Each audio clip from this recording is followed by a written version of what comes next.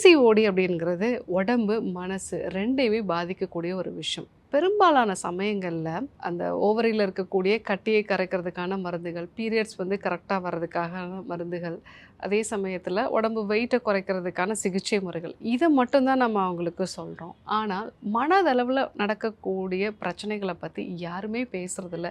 இன்னும் சொல்லப்போனா, இந்த பிசிஓடினால பாதிக்கப்பட்டவங்களுக்கு இந்த ஹார்மோனல் இம்பேலன்ஸ்னால தான் நமக்கு மனதளவுல பிரச்சனை வருது அப்படிங்கிறதே தெரியாது. 2018ல ஒரு 23,000 பிசிஓடினால பாதிக்கப்பட்ட பெண்கள்ல நடந்த ஆராய்ச்சியில, மற்ற நபர்கள விட இவங்களுக்கு இந்த டிப்ரஷன், ஆங்சைட்டி வர்றதுக்கு 3 மடங்கு அதிகமான அளவுக்கு வாய்ப்புகள் இருக்கிறதாக அந்த ஆராய்ச்சி முடிவுகள் சொல்லப்பட்டது. ஸோ ஏன் இந்த மாற்றங்கள் நடக்குது? முக்கியமா என்னென்ன அறிகுறிகள் இருக்கும்? இதை எப்படி சரி பண்றது? இத பத்தி தான் நம்ம இன்னைக்கு பார்க்க போறோம். ரொம்ப அதிகமான அளவுக்கு மனக்கவலை. சின்ன சின்ன விஷயங்கள்ல கூட அதிகமான அளவுக்கு சென்சிட்டிவா இருக்கிறது.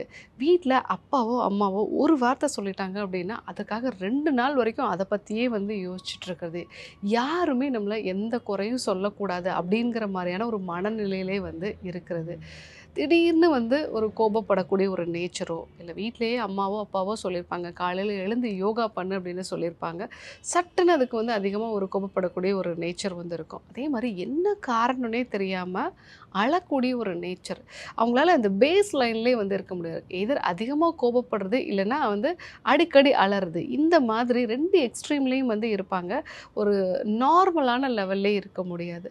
ஸோ இந்த மாதிரி நெறைய பெண்களுக்கு இருக்கும். சில பேருக்கு மனப்பதட்டம் அதிகமா இருக்கும். எந்த ஒரு வேலைய செய்யணும் அப்படின்னாலும், ஒரு சின்ன மனப்பதட்டம் அவங்களுக்கு இருக்கும். முக்கியமா ஒரு எக்ஸாம் போறதுக்கு முன்னாடியோ, ஒரு இன்டர்வியூக்கு முன்னாடியோ, இல்ல ஈவன் ஒரு ஹாஸ்பிட்டல் போறதுல கூட அவங்களுக்கு மனப்பதட்டம் அதிகமா இருக்கும். சில பெண்களுக்கு நைட்டு தூங்குறதே ரொம்ப சிரமமா இருக்கும். காலையில எழுந்திருக்கிறது ரொம்ப கஷ்டமான ஒரு விஷயமா இருக்கும். ஸோ இது எல்லாமே இந்த பிசிஓடில இருக்கக்கூடிய மனதில உண்டாகக்கூடிய பிரச்சனைகள்.